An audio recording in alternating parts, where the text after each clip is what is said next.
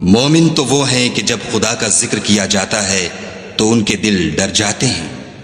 اور جب انہیں اس کی آیتیں پڑھ کر سنائی جاتی ہیں تو ان کا ایمان اور بڑھ جاتا ہے،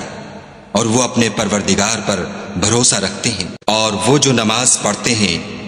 اور جو مال ہم نے ان کو دیا ہے اس میں سے نیک کاموں میں خرچ کرتے ہیں، یہی سچے مومن ہیں، اور ان کے لیے پروردگار کے ہاں بڑے بڑے درجے اور بخشش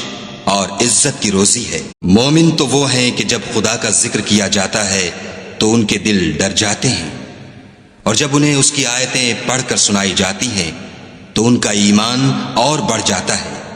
اور وہ اپنے پروردگار پر بھروسہ رکھتے ہیں، اور وہ جو نماز پڑھتے ہیں